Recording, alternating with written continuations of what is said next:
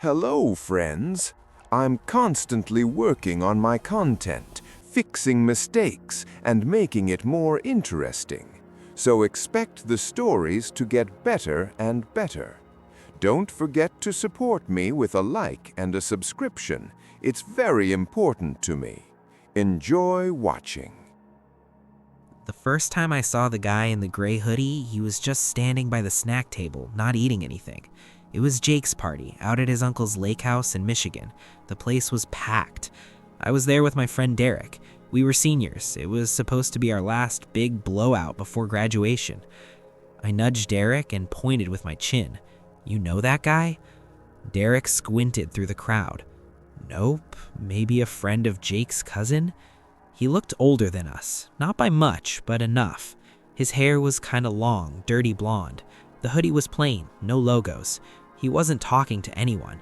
He was just watching people dance. It gave me a bad feeling, right in my gut. "Whatever," Derek said. "He's just weird. Let's get another drink." The party went on for hours. Music was loud, people were everywhere, inside the house and out on the deck. I kept seeing the guy in the gray hoodie, in different spots, leaning against the wall by the bathroom, out on the edge of the deck looking at the dark lake, always just watching. Around 1 in the morning, things started to wind down. A lot of people had left. It was just maybe 20 of us still there, sprawled across the living room furniture, talking. The guy in the hoodie was still there. He was sitting alone in a corner armchair, scrolling on his phone. Jake stood up and clapped his hands. "All right, last game of the night. Never have I ever. Losers help clean up." We all groaned, but got in a circle. The guy in the hoodie didn't move. Jake called over to him. "Hey man, you in?" The guy looked up from his phone. He had these really pale blue eyes. He smiled, but it didn't reach his eyes. "I'll watch," he said. His voice was flat. The game started. It was dumb, the usual stuff. Never have I ever kissed someone. Never have I ever cheated on a test. The guy just watched us. He'd look at whoever was speaking, then his eyes would drift to someone else.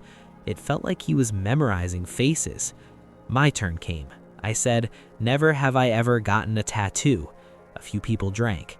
Then it was Chloe's turn. She was a junior, really sweet. She grinned and said, "Never have I ever stolen anything from a store." A couple guys laughed and drank. Then the guy in the gray hoodie spoke from his chair. His voice cut through the room. "Never have I ever been responsible for someone's death." The room went totally silent. The music had stopped between songs. You could hear the lake outside. Jake laughed, but it was nervous. "Dude, what the hell? That's not how you play. You have to be in the circle." The guy didn't answer. He just kept looking at us. His eyes went from person to person, slowly, waiting. Chloe looked uncomfortable. "That's not funny." "It's not a joke," the guy said. He stood up. He was taller than I thought. "One of you has." Nobody knew what to do. We all just stared at him. He walked to the center of our circle, his steps slow. He looked at Derek, then at me. My heart was hammering. "2 years ago," the guy said, his voice still that awful calm. "November, a hit and run on County Road 9. A 16-year-old boy on a bike. He died at the scene. The driver kept going." I felt cold. I knew what he was talking about. Everyone did. It was a huge deal in our town. They never found the driver. The guy's eyes locked onto mine. "The party's over. I need to speak to one of you. Alone." He turned and walked toward the glass doors that led to the deck. He opened one and stood there, holding it, looking back into the room. He was looking right at Jake. Jake's face was white as a sheet. He looked like he was going to be sick. "Jake?" Chloe whispered. Jake didn't look at any of us. He just stood up, his movements stiff, and walked toward the door. The guy in the hoodie stepped out onto the deck. Jake followed him. The door closed behind them with a soft click. We all sat there, frozen. For a full minute, nobody moved or spoke. We just looked at each other. "What was that?" someone finally said. Derek got up and went to the door. He peered out into the dark. "I can't see them. The deck light's out." We all crowded to the windows. The outside light by the door was on, but it only lit a small patch. Beyond that, it was just blackness leading down to the lake. We couldn't see anything. "Should we go out there?" I asked. Nobody wanted to. We waited.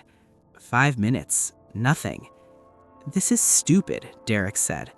He yanked the door open and stepped out. "Jake, hey man." No answer, just the sound of the water. I went out after Derek. The cold air hit me. The deck was empty. We walked to the railing.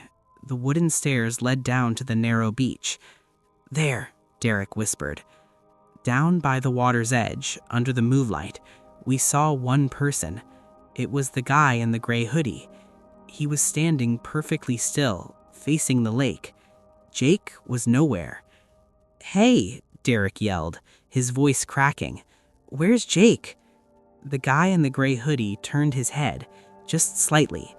We could see his profile against the glimmer of the water. He didn't speak. He just turned back to look at the lake. Derek and I ran down the stairs, our feet pounding on the old wood. We hit the sand and ran toward him. "What did you do?" I shouted. When we got within 10 feet of him, he finally spoke, still not looking at us. "He's with his brother now." Then he just started walking away, down the shoreline, into the dark. We called Jake's name. We searched the beach with our phone flashlights. We woke up everyone at the house, and we all looked. We called the police.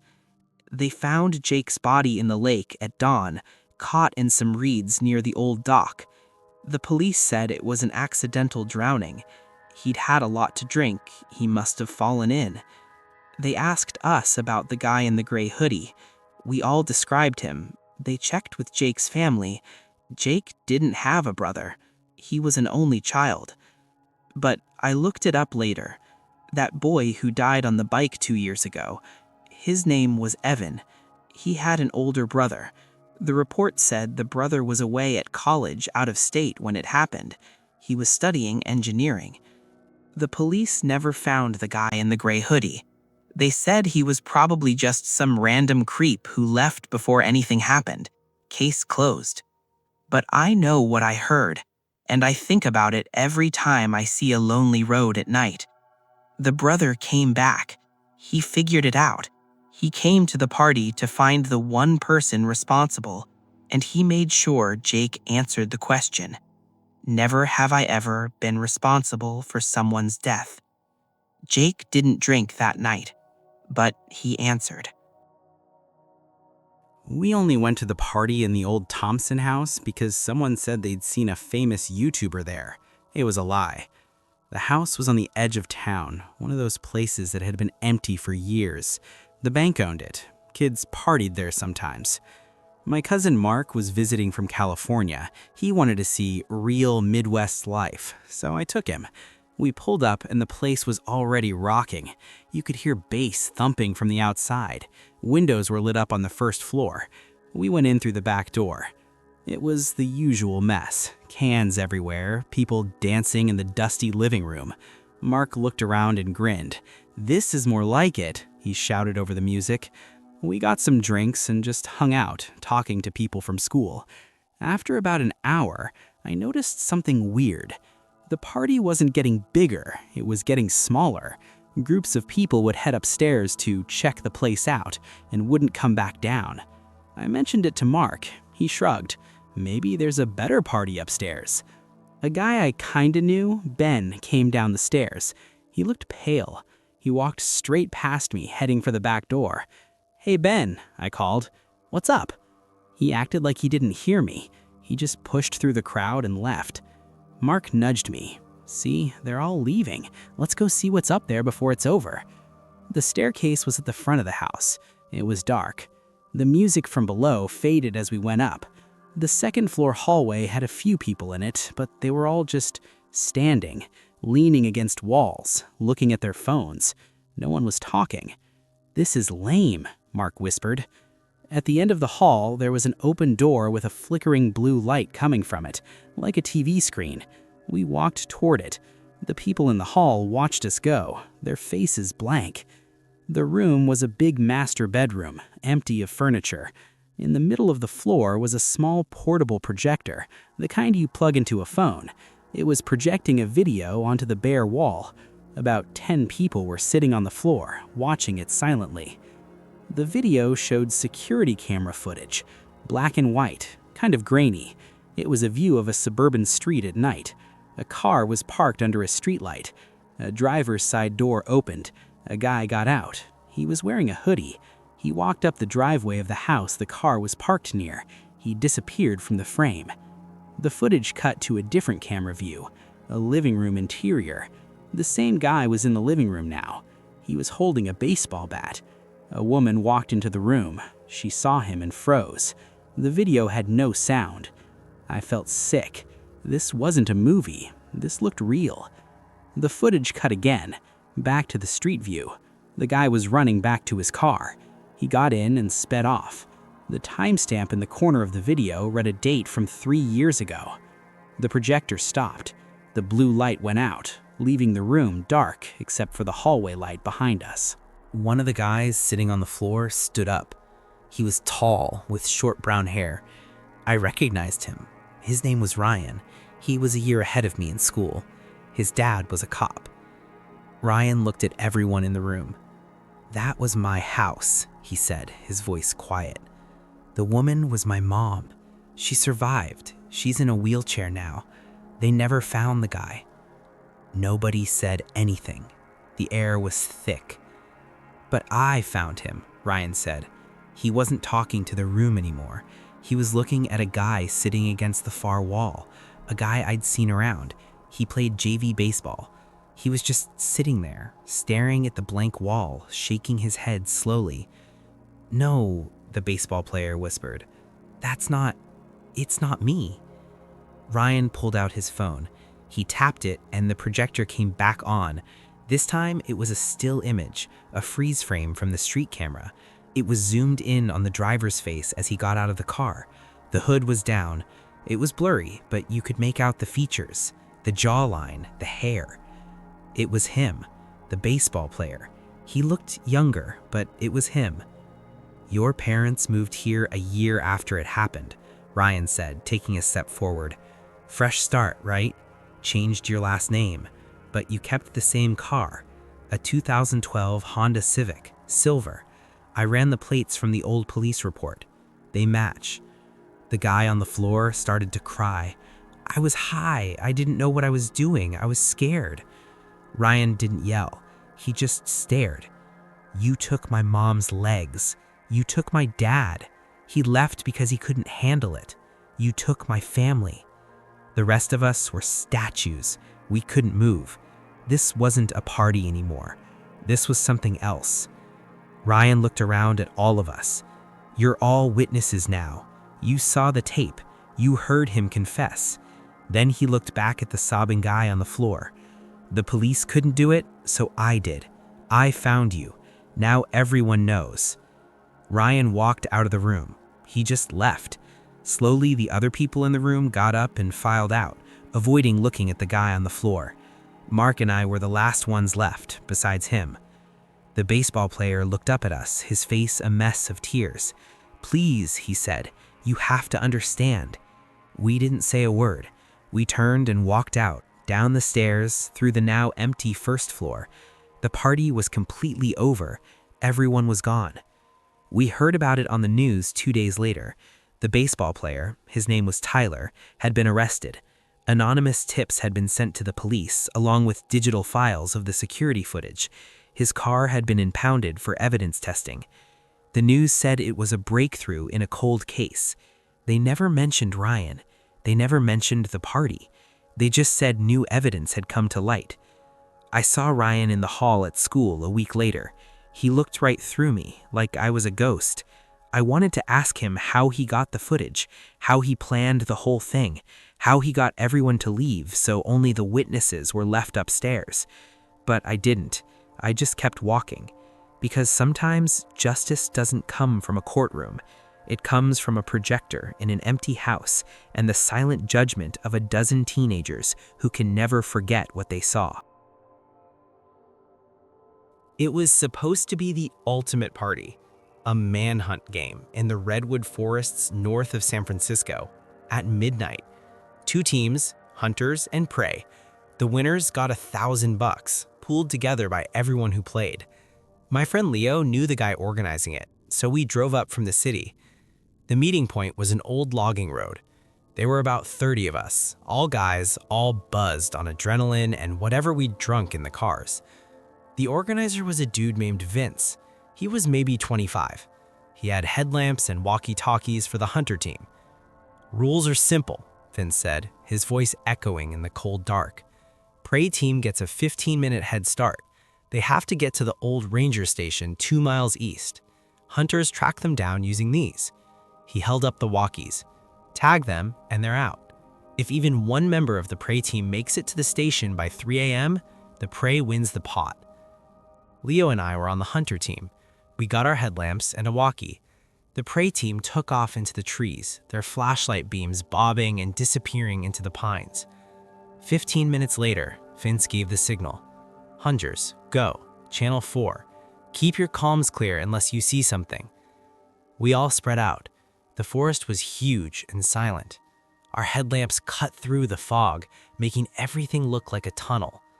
Leo and I stuck together, moving slowly, listening for snaps of twigs or voices. For the first hour, it was just quiet. Then the walkie crackled. A voice, strained, whispered, "This is Hunter 7.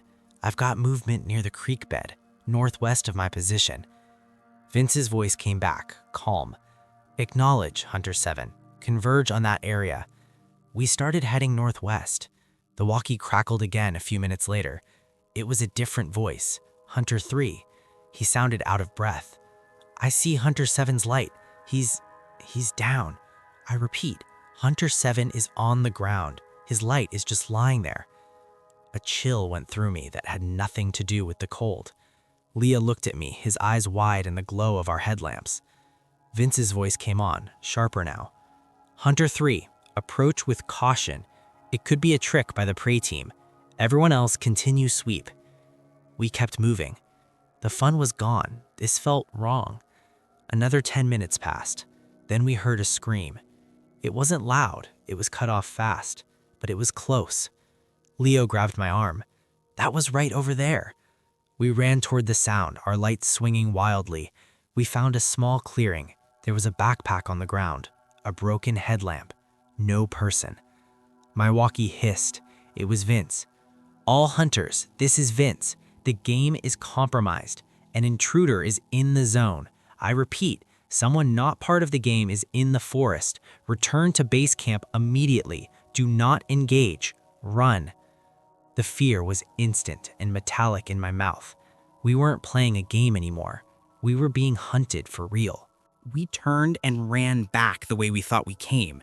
The trees all looked the same. Our breathing was loud. Then Leo's light caught something on a tree trunk. A piece of bright orange plastic duct taped to the bark.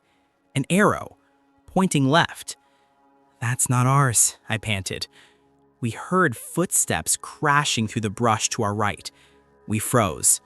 A beam of light swept past us, not a headlamp, but a powerful flashlight. It held on us for a second, then clicked off. We didn't wait. We ran in the opposite direction, following the arrow. Another 50 yards, another arrow on a tree. It was leading us somewhere. After the third arrow, we burst out of the trees onto a narrow dirt road. Parked there was a beat-up pickup truck, its engine running. The driver's door was open. Vince was standing beside it, waving frantically at us. "Get in, now!" We sprinted for the truck and jumped into the bed. Vince slammed his door and hit the gas before we even landed. The truck lurched forward, spitting gravel. As we sped down the logging road, I looked back. Back in the trees, a single, unmoving flashlight beam shone from the dark, watching us go. We got to the original meeting point. 2 other hunters were already there, looking terrified. No one else came back. We called the police from there. They came with search dogs. They found Hunter 7 first. He had a head wound from a rock or a branch, they said. He was unconscious but alive.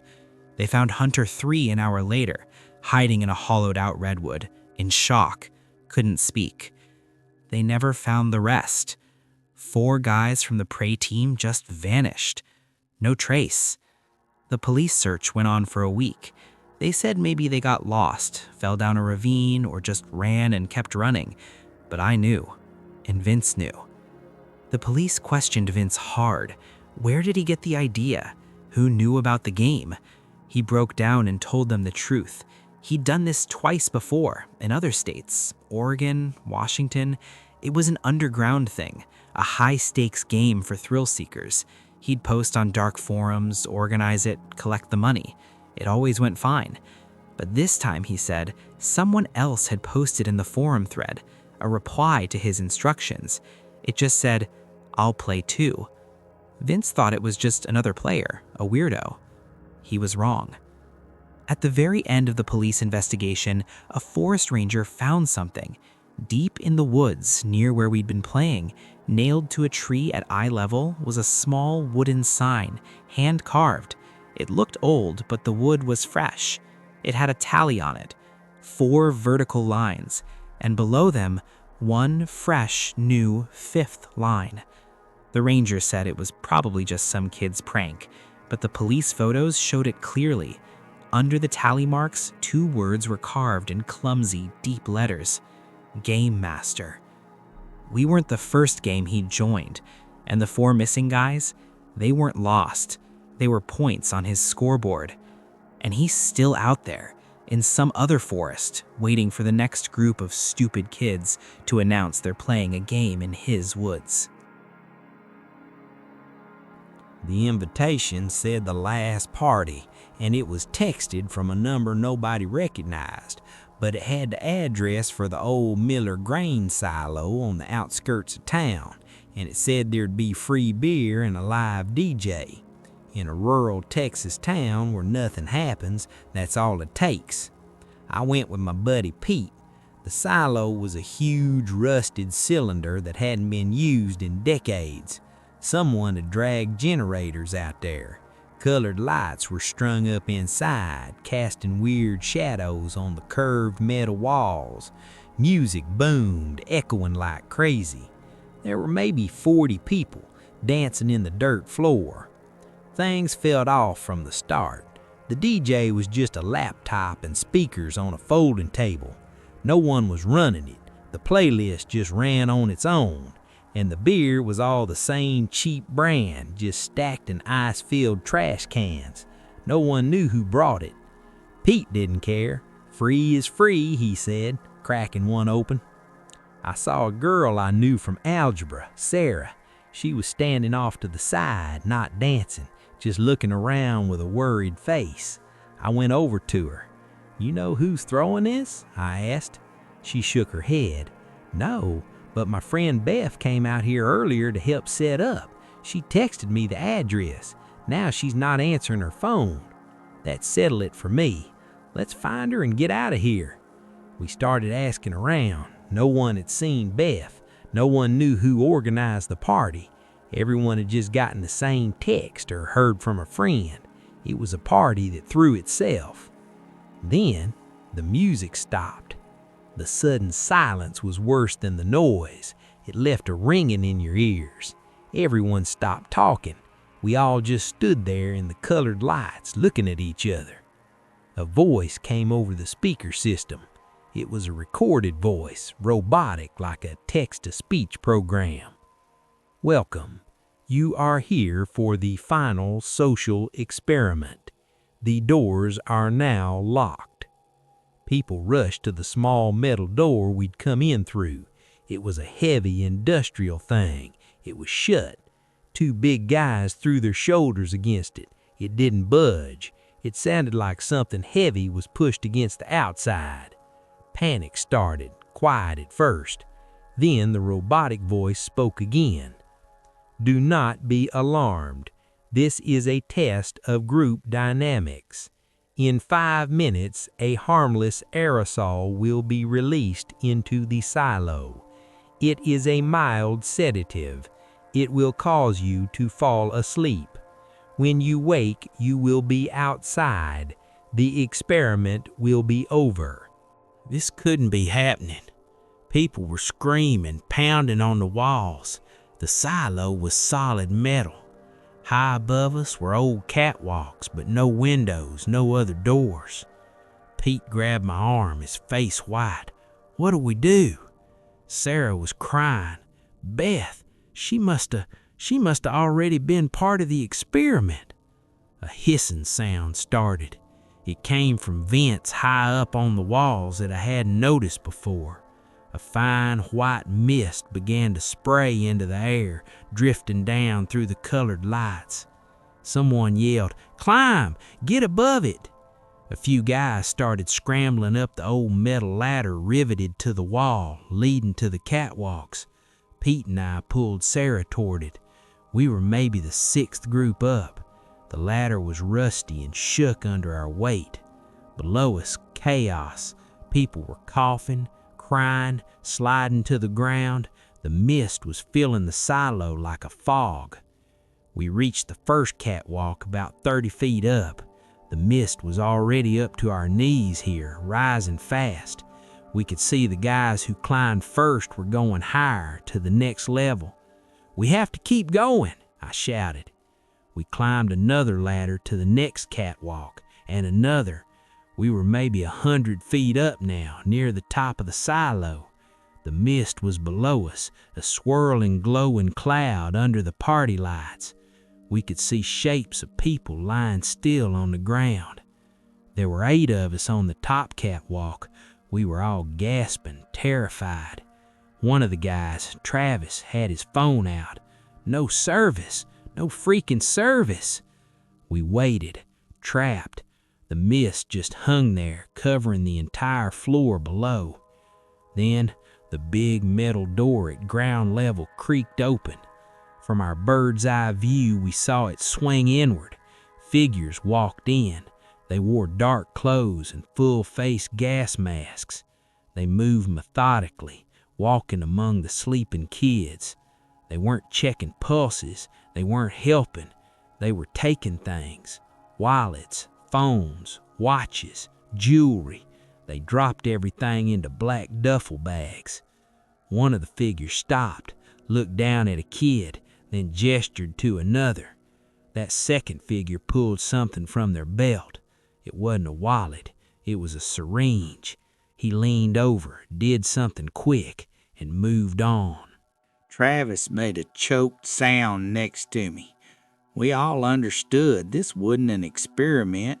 It was a robbery, a mass robbery, and they were making sure no one woke up too soon, or ever. We watched frozen as the 6 masked figures worked. They were calm, efficient. They didn't look up. The mist and the height hid us. After about 10 minutes, they left, dragging their duffel bags. The door closed behind them.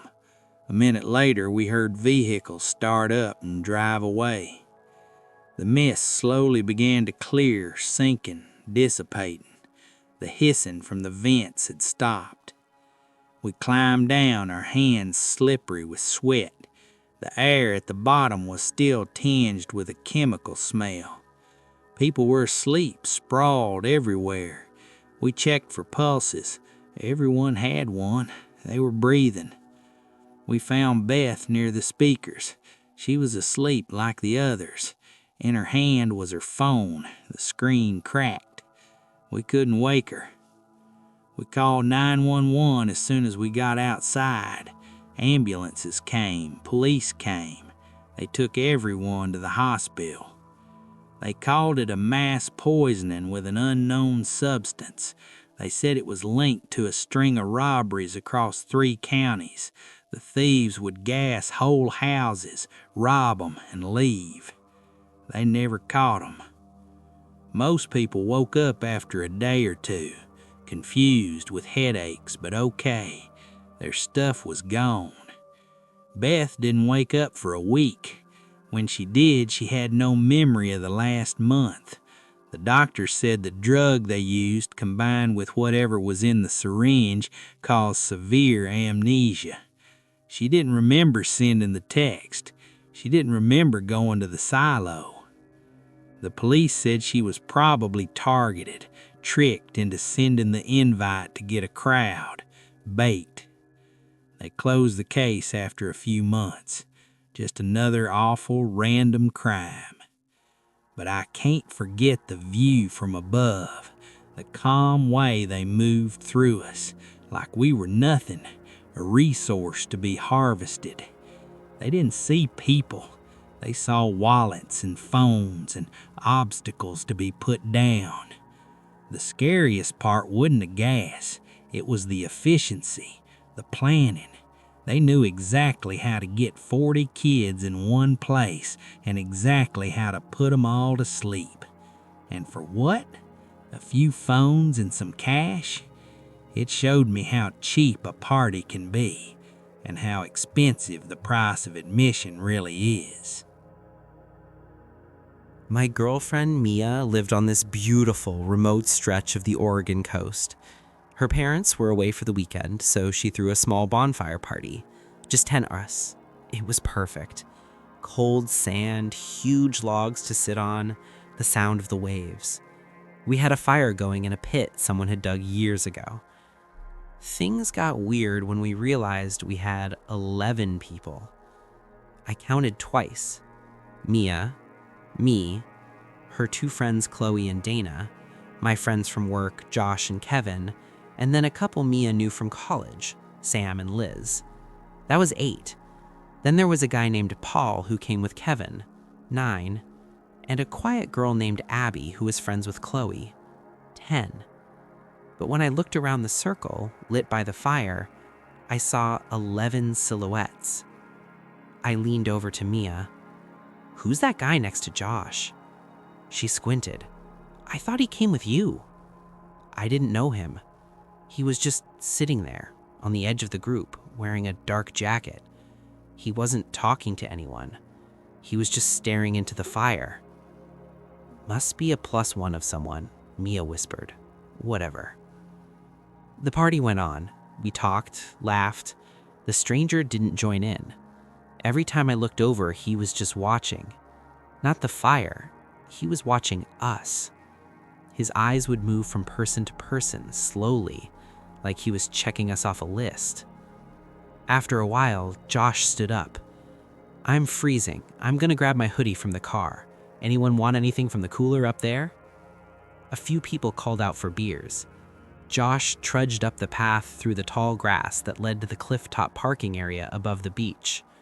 The stranger watched him go. About 5 minutes later, we heard a car door slam up above, then an engine starting. "Josh must be warming up the car," Kevin laughed. But then the headlights swept across the top of the cliff as the car turned, and it drove away. The sound of the engine faded down the coastal road. We all got quiet. "Dude, did he just leave?" Kevin said, pulling out his phone. "He's not answering." The stranger spoke for the first time. His voice was low, almost friendly. He probably just went for more supplies. The fire's dying. He was right. The fire was getting low. We'd burned through most of the wood we'd carried down. The stranger stood up. "I saw a big driftwood log back down the beach a ways. I'll get it. Need to stretch my legs." He walked off into the dark, away from the path to the cars, south down the beach. We watched his flashlight beam bounce until it disappeared around a bend. "Okay, who invited that guy?" Chloe asked, her voice tense. No one answered. Paul, Kevin's friend, spoke up. "I thought he was with you guys from Mia's school." Sam and Liz shook their heads. So did Abby. A cold knot formed in my stomach. No one knew him. He'd just appeared. 10 minutes passed. Josh wasn't answering his phone. The stranger wasn't back. "Let's just go up to the house," Mia said, standing. "This is freaking me out." We all agreed. We kicked sand onto the fire. As it died, the dark pressed in. The only light was from our phone screens. That's when we heard a scream.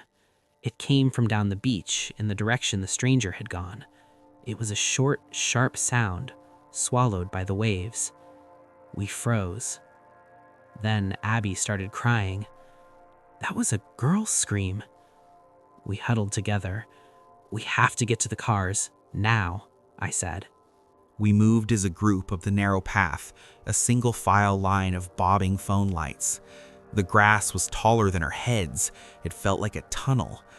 I was at the front, Mia right behind me, her hand clutching my jacket. We were halfway up when the path forked. I didn't remember a fork on the way down. "Which way?" I whispered. "Left," Dana said. "I think." "Right," Kevin argued. "The left goes to that old collapsed shed." We stood there, arguing in hushed, panicked voices. Then we heard a sound behind us on the path. Footsteps, crunching on the gravelly sand, coming up from the beach. No flashlight. "Go!" I hissed, and I took the right fork. Everyone followed. We burst out of the grass into the small parking area. Only 2 cars were left.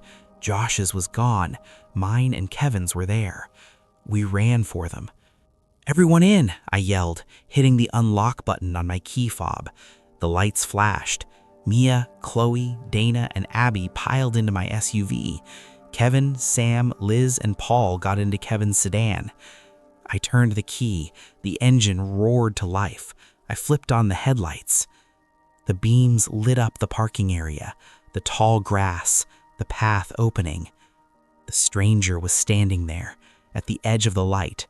He wasn't holding a driftwood log. He was just standing, watching us. He smiled, a quick flash of white in the dark, and gave a small wave. I threw the car in reverse, then slammed it into drive. Kevin was right behind me.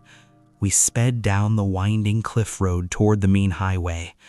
When we got to Mia's house, we all ran inside, locked every door, and called the police.